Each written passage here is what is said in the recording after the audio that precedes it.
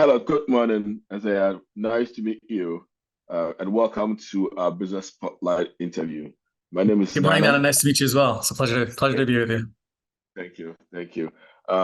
So, as a based on the communications back and forth, your company has been selected for this week's spotlight interview, and we're going to start off by asking a few questions, so that we can actually introduce yourself to our audience. If you can start off telling us about your name, your business, where you're located, and how long you've been in business. Yeah, well, thank you for having me again. My name is Eziah Syed, and I'm here in New York City. I'm originally Canadian. Have been in New York City for roughly 20 years. Have I think finally become a New Yorker by earning that right. My company is called Mend Labs. We are a life sciences company that's doing some unique things at the intersection of food as medicine, behavioral health, technology, digital health, and what we do is really kind of lift and extend the paradigm of care that's currently possible. So our solutions are currently being used across medicine, military, and professional sports, and we're really just at that inflection point where we're about to take off in terms of growth as a company. Great. And how long has the company been around? You know, the idea, as many ideas do, probably started noodling and germinating in my mind almost a decade ago. But I was fully employed at Deloitte as a director there in strategy at that time. And started work on the concept on the side, and then we really became kind of a full real company in 2018, where we incorporated, we raised a bunch of capital and started kind of jumped ship and started working on this full time. So 2018 is really when we started to become a real company, if you will. Great. Now let's dive a bit deeper into the company, and if you can just explain a bit more what it really does and why you decided to actually form a company. So it's very unique. So if you could just explain a bit more to us. Yeah, I think the why is probably an important place to start, because it is my core belief and philosophy that mission, purpose driven companies are the ones that really get deep long-term traction. For me, it was a series of things that I experienced in family with health. My mother is now a two-time cancer survivor. I recently had a pretty scary hospitalization after getting a joint replacement surgery where she was hospitalized for a month, came in and out of delirium, and we thought she was pretty close to potentially passing on. And there was a bunch of things that I observed in terms of the care and the lack of care in that experience. And then my brother fell from a 80-foot waterfall in upstate New York, and he had numerous surgeries, 8, 9 surgeries to repair his body. And there were times when I was at home, kind of treating his wounds, and I observed some changes that could have been made there. And then I had a stress fracture training for the New York Marathon that was very slow to heal. And I went back to my doctor and said, this still feels like it's hurting. This was well after kind of the healing time. And he said, go home and rest. And at home, I was thinking, geez, was I nutritionally compromised? Does that slow down healing? Then I started to think about my brother. Nobody talked to him about nutrition. My mom, nobody talked to them about nutrition. And I started to research that topic. And, it's as clear as it can be, the science in terms of the body's elevated demands for energy when the body's under a trauma. It's working hard. The immune system is working overdrive. It's borrowing resources from different places to address the trauma, and the energy demands go up. And yet nobody is telling you in the surgical environment you should nutritionally optimize yourself and you should take certain key nutrients. And so men started there with a set of evidence-based medical food modalities that have been studied through a level of scientific rigor, where we've done randomized placebo-controlled trials. We've done mechanistic studies to show mainstream medicine that something in the world of nutrition can actually act as medicine. So that's one of our modalities. And then the other is, my mother, for example, could have used a lot of hands-on support when she was at home. Instead of just let's do the cut and then you're home, our model is let's provide you nurses, dietitians, health coaches that are monitoring you, checking in on you, coaching you, and navigating you through the entire episode of care so that we don't miss anything. In my mom's case, they missed a UTI, which is what got her hospitalized. Had we been on men's protocol of navigation, we would have taken her through all the safety steps, and that UTI would have been prevented. So the healthcare system incurred a month of hospitalization costs that were totally avoidable.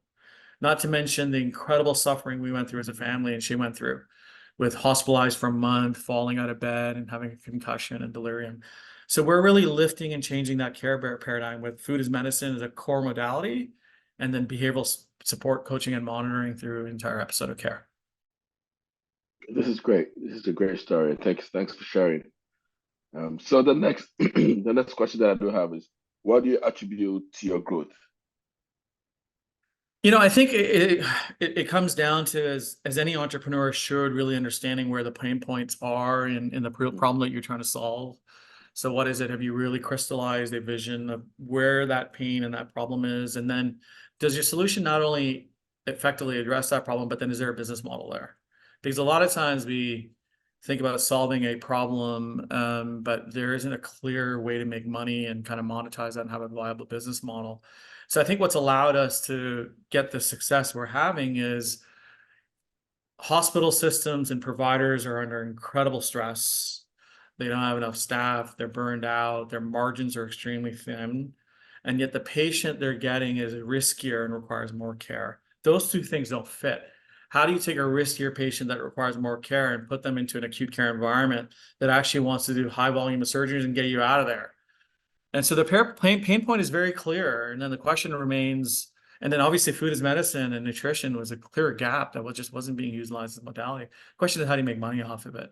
And so we have developed, a model that really aligns the payer and what the payer is interested in, the provider, what they're interested in, the patient needs, and then how do we extract commensurate value out of that for Mend. So one of the surgeons said to me, this is the first win-win-win model that I've seen presented to a health system. And that's why I think we're getting so much traction, is it addresses a need, and it does it in a way that's business model friendly for everybody involved. Great. So on that point, you can have a great business model and not have the right target market, right? So how were you able to align both, where your business model or your business ideas was able to reach the right target market? Yeah, and that's, so the go-to-market or the target market, and it's something you have to really carefully think about. When I first started the kind of the nutritional side of the story, I was thinking about me being injured and, where is the injured person? They're mostly in physical therapy. And so I thought about that as my go-to-market. But the reality is there's a whole bunch of reasons why physical therapists are resistant to using products. And so we didn't get much traction there. But as we shifted our focus into working with orthopedic surgeons and hospitals, we found very significant traction. And so the patient is the same in that they're, under the care of a professional for an acute injury, but they're at a different point in the journey of the injury, and with a very different constituents, a surgeon versus a physical therapist, very different mindsets. And so we had to learn, and there's no better way to build a business than to, try something that you've thought through carefully and well, but then you test, because the market will tell you the answer. You got to get your solution out there and listen very carefully and observe very carefully, because there's 9 chances out of 10 you don't have it right from the get-go.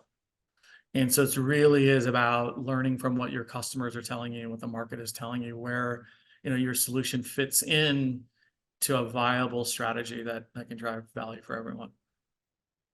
Great. So if you had to start from square one in your business, what would you do? What would you have done differently? I built the business through a pretty, what I would say is, playbook, kind of classical, you go through begging friends and family for money, and you grind while holding another job, and you stay up 24 hours a day, and you do all that kind of stuff. And I don't think I would change. And you work in every function of the business. I was the manufacturing department. I was the design department. I was the writer. I was and that ethic and approach has allowed me to develop such intimate understanding of the business. I wouldn't change any of that. Now, could I have been, perhaps had more foresight in kind of testing in parallel into surgeons and hospitals versus just the physical therapy initially? Perhaps. So there's, I think the testing and learning quickly, and in multiple areas is really the way to find your way to kind of the right strategy. But no, I'm pretty proud of kind of the way that I've built the business from ground up through a lot of incredible amount of just grind and grind and grind and perseverance and persistence, where we found our way to a place now where we're really at a very significant inflection point. So, what have your biggest learnings been as an employer since you began your business? I talked a little bit about the market side of things, just very specifically to men and how we've changed, our go-to-market, and we've evolved from just the food is medicine to wrapping a whole behavioral model around it. And that was evolution. That idea of behavioral model was in my mind right from the get-go, but it took some time. It's expensive to develop technology, and you need a certain amount of capital, and you need a certain amount of maturity to get there. So that was something that needed to be learned. One of the things that I'm finding now as a business is starting to mature, a lot more of my energy is going into people management and culture, because you don't have those same challenges when you're a 3-4 person company. But now that we're 30-40 person company, those types of things are starting to come to the surface, where there might be people conflict and tension, or there might be some gap in the organization in terms of how we're resourcing and thinking about it. So a disproportionate amount of my energy is now shifting towards thinking about people and thinking about the organization and the culture, where I didn't really have to worry about that when we were a 5-person company. And that's a great point. And I think there's a saying that if the company doesn't have a culture, the employees actually end up setting up the culture. So yeah, right. Yeah, absolutely. Yeah, no question. That's a very great point that you made. And so, and what qualities do you look for in employees, and how do you foster positive and productive work environment? Yeah, when you're in a startup, I'll speak from a startup lens, because a startup is a very different animal and requires a level of, I'll say, agility, a level of tenacity, a level of calm in the face of a storm that you don't face in a more mature company.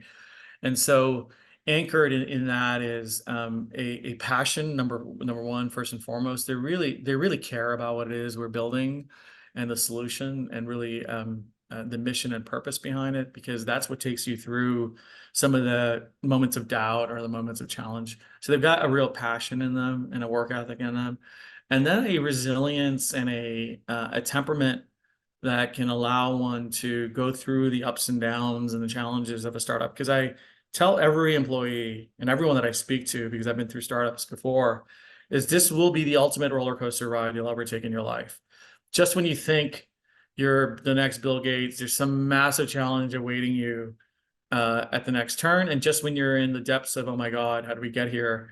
Some breakthrough happens, or some opportunity comes your way that makes you feel renewed about your company and your trajectory. And that continues until you start to become more mature, and the amplitude of those ups and downs gets a little bit lower. So passion, resilience, tenacity, and a temperament and calm to kind of make it through the storm is what it takes to really succeed in this kind of environment. Great. So how do you balance your personal life with the demands of running a business? So right now I'm sipping my green tea, which I have about 3 or 4 a day. I have a very disciplined routine. I go to bed early. I wake up early. The first thing I do is have a shot of olive oil. Then I have a handful of mixed nuts. And then I concoct, a veggie drink that I drink 2 times a day. So I have that, and I sip my green tea for, half the day.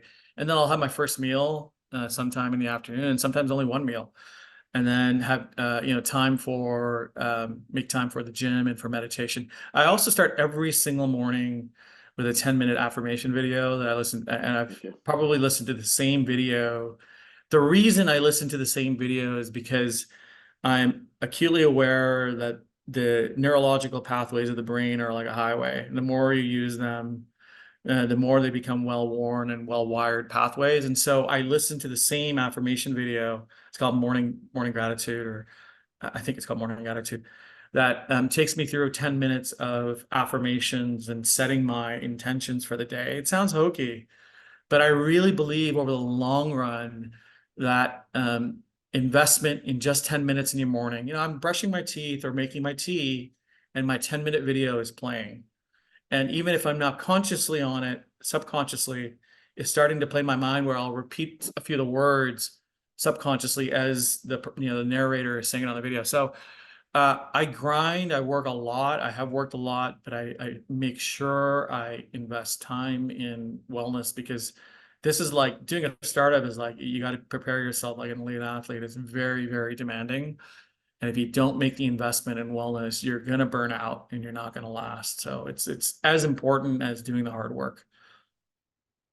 So talk to me about mindset and how important it is to you personally and your business.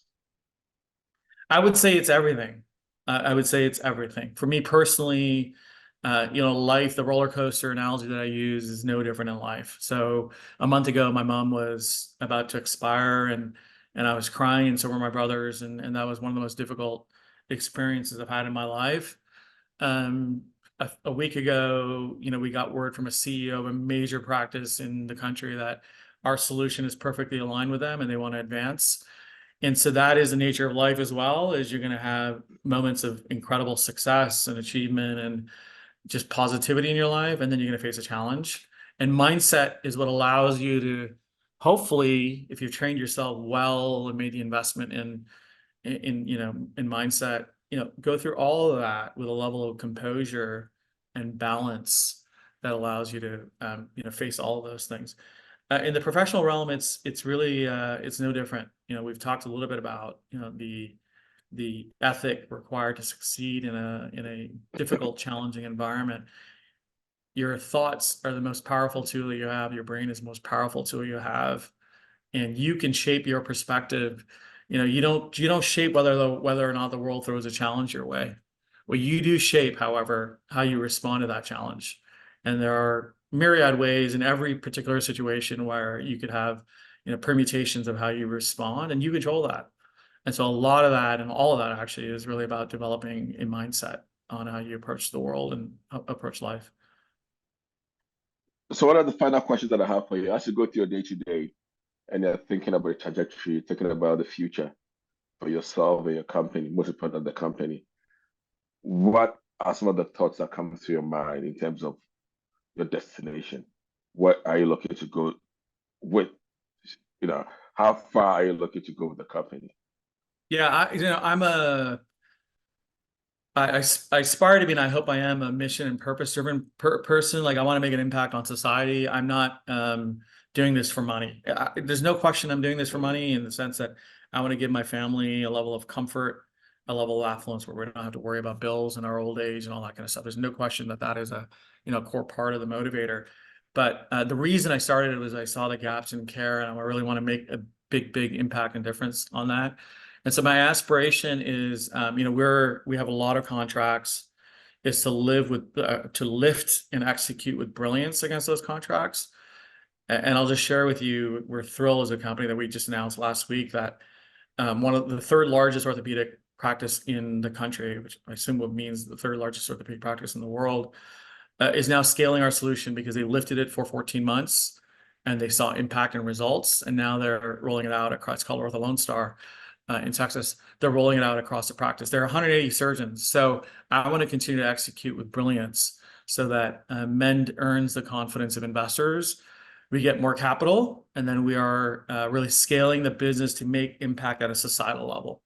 Right now, we're making impact in pockets, in Texas and here and there where we've lifted.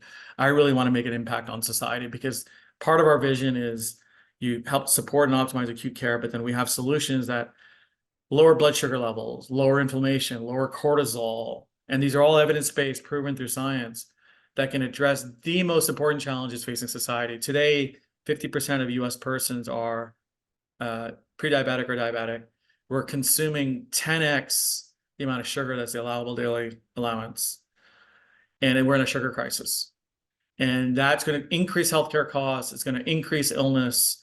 And that's a lot of suffering for us to come. And I want to have a societal level impact on these things. And so we are the healing company, and we aspire to develop the best in class solutions that can impact healing at scale. And healing is both an acute thing, but it's a daily thing. Great. Thank you for that. That's pretty interesting. So what advice would you give to a younger version of yourself trying to go through the same path that you've created for yourself? I would say make sure you're anchored in something you love. I really cannot emphasize that enough because this is really hard and you will face failure and challenges, the prospect of failure, my apologies, and challenges at every possible turn. And if you love what you're doing, you'll find the energy and the wherewithal to grind through that. So really have a deep love and passion for it. Work on mindset so that when those challenges do come, you have an ethic and a discipline about remaining calm through the challenges, because the worst thing you can do is overreact to situations because the challenges are constant. And if you can be almost like a robot and say, okay, there's another challenge, let's think about it systematically, let's do the best we can to solve this in this particular situation and live with the consequences. That temperament really will help you, and that passion and temperament combined will be a really powerful set of tools that allow you to kind of endure the cycles of what it takes to be successful in this. Great. So for our audience watching, where do we get more information about your company? Yeah, so we're mend.me.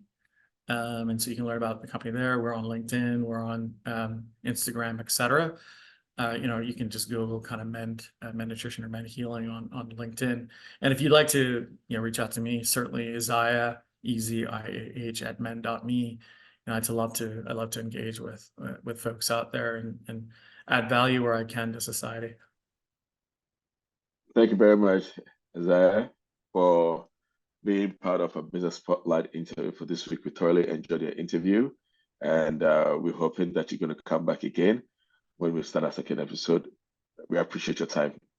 No, it was a thrill to be with you, and thank you for doing this. You're contributing to the growth of others, and there's nothing more rewarding than that. Thank you.